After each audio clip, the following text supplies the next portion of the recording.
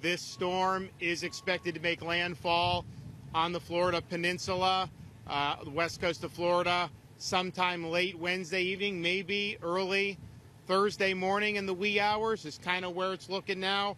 But it has moved a little bit slower than projected over the last 36 hours. There is still a lot of uncertainty about where exactly the eye of the storm is going to hit. I think the most recent models have it somewhere in Manatee County, just south of Tampa Bay. But I would just tell people, one, there's going to be impacts far beyond wherever the eye of the storm is. Two, you could make landfall anywhere from Citrus County down into southwest Florida. We'll know more over the next 12 to 18 hours. But just cones, all this stuff you see, the impacts will be broader than that, particularly with respect to storm surge on the west coast of Florida. I know that there's a lot of folks who have evacuated, who are in those areas, and you absolutely could get whacked with really serious storm surge. Really, almost every place on the west coast of Florida could get major storm surge. Today I held a joint call with state legislative leaders and the cabinet to brief them on Florida's efforts on the storm and about our resources that are being offered and being utilized by the state of Florida. We also did a similar call to Florida's congressional delegation.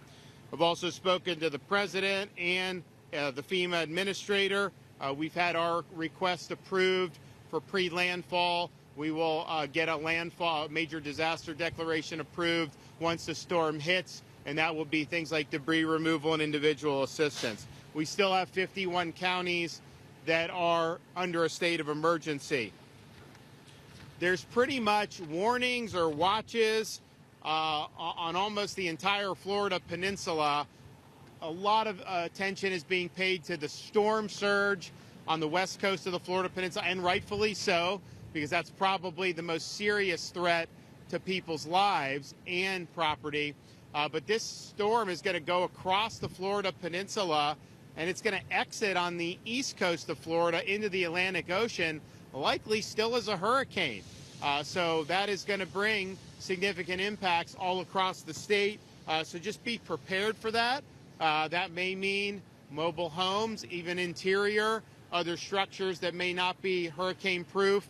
That could create hazards, rivers, other bodies of water. As you have more rain and you have flooding, that could be an issue. And then you could have surge on the east coast of Florida. You could have erosion. You could have different things with the coast. So this is not just an event about the west coast of Florida. That will be where the initial impacts and probably the most significant, but the impacts will not be limited there. So here we are at the Florida Horse Park. We have staging areas around different parts of the state. And there are different sites that are doing different things. I mean, for example, you go to like Lake City, you got a lot of the utility linemen there that are staged. We've had a lot of people staged in the Tampa Bay area for utility and other things. But this one right here is really good. I'm not saying Ocala is not going to have any impacts from the storm, but we fully anticipate be able to move people where they need to go very quickly once the storm passes. And we have different partners that the state contracts with. They have personnel. I think as you see, they camp out here. This is where they are, and then they're able to respond. We got massive amounts of equipment here. Land, air, sea vehicles, supplies, generators, equipment, bucket trucks, you name it. This stuff is here. And so this is just one of many sites that are ready to go. The reason why we do state of emergency, we did it over the weekend on Saturday. We knew the storm wasn't likely to hit until middle of the week at the earliest, because you want to start amassing these resources, and that's what we've done. I think it's been really, really important. So on this property, you got over 2,000 pieces of equipment, including a lot of pumps, a lot of generators, light plants, display boards, restroom trailers, laundry trailers, forklifts, air conditioning units, electrical equipment, water hoses, bunk trailers, and rollback trucks. 400 personnel here, including riggers, equipment operators, pump crews, and drivers. Fuel trucks are also here to be deployed as needed. Florida DEM is currently in the process of completing 1,200 missions.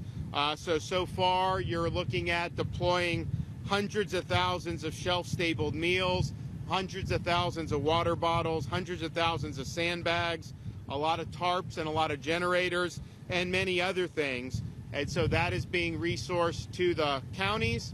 And then, of course, we also have staging areas that we'll do with our pods once the storm passes. We have utilized flood protection devices in areas to protect against storm surge.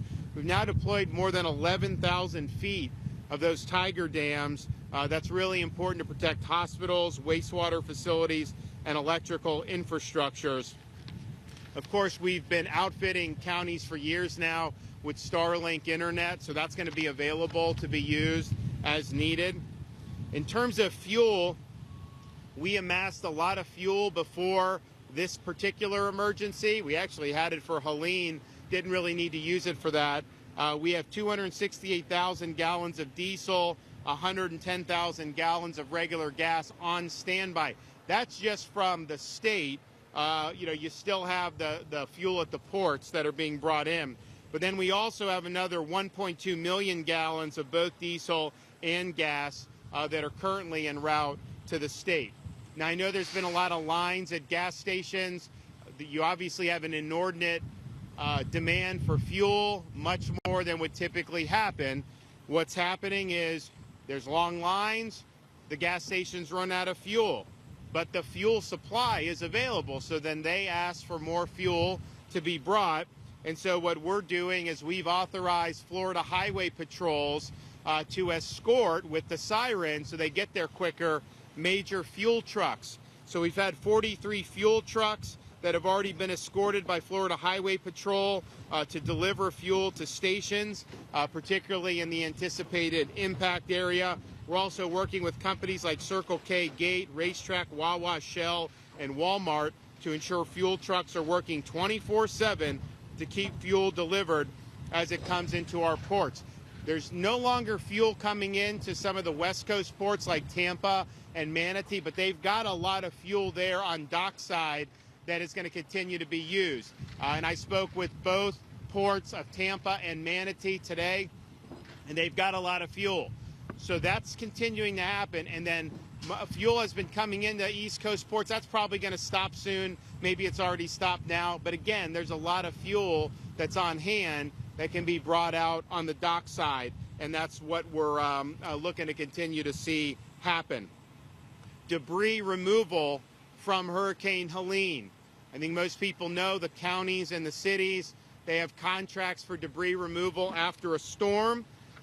There was not necessarily great job all around on some of the contractors in places like Manatee, Sarasota, Hillsborough counties.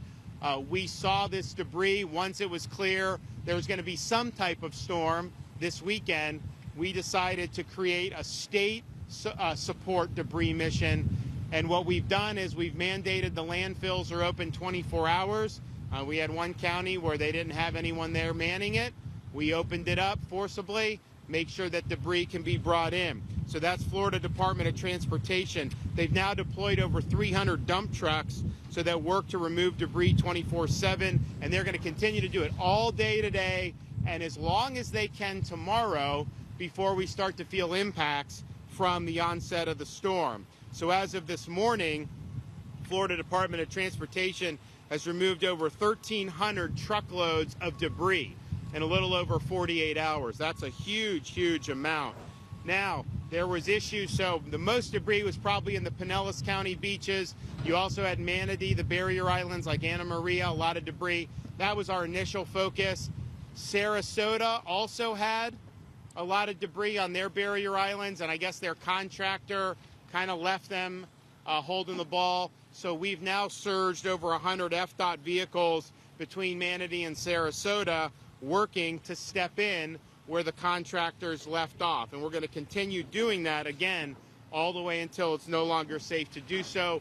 We've made a huge dent in this. The more debris we can get picked up, the less damage is going to happen, whether that's floating into the Gulf of Mexico, whether it's projectiles that go into other buildings.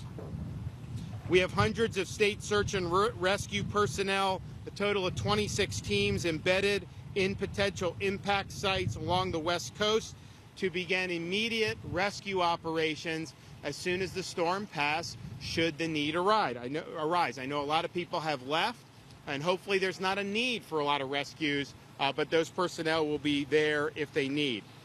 We have 5,000 National Guard that are on duty. That'll expand to 8,000 very, very soon. We have a total of 34 search and rescue aircraft. We've gotten a lot of support from other states, and we thank them for that. We have 450 tactical vehicles, including 140 high-wheeled vehicles, aerial, water, and ground National Guard search and rescue teams. This is probably the largest National Guard mobilization in advance of a storm in Florida history. We also have the Florida State Guard, 10 maritime crews, 3 high-water UTVs, 2 UH-60 Blackhawks, 4 drone teams, 15 cut and toss crews, 2 amphibious rescue crews, and almost 200 Florida State Guard soldiers. Linemen and power restoration resources are being marshaled. We now have over 43,000 linemen who are being brought in from as far away as California, so we appreciate them for power restoration. We've also assisted with the evacuation of 300 healthcare facilities in the potential path of the storm. State veteran nursing homes that are currently located in the cone are accepting families of residents to shelter with them, as they are all built to withstand Cat 5 hurricane winds, and they're outside of flood zones.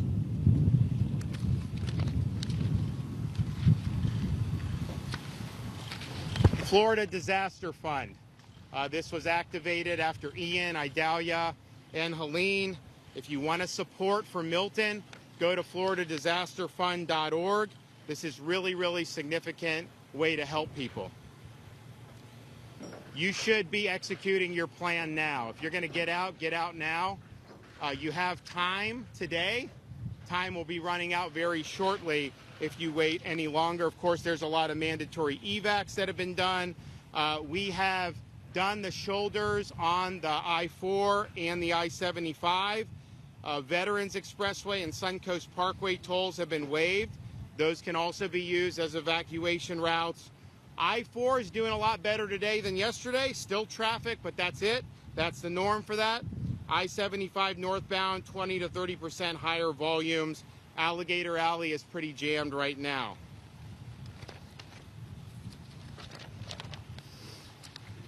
We have an unprecedented effort underway. I want to thank everyone that's been involved. It's not easy, especially when you've just responded to a Category 4 storm, Helene, to have it done. I know everybody's tired. Trust me, we get it. We're wearing out the Celsius at the state EOC, but what you're doing is important. Hang in there and let's get the job done. Okay, Kevin?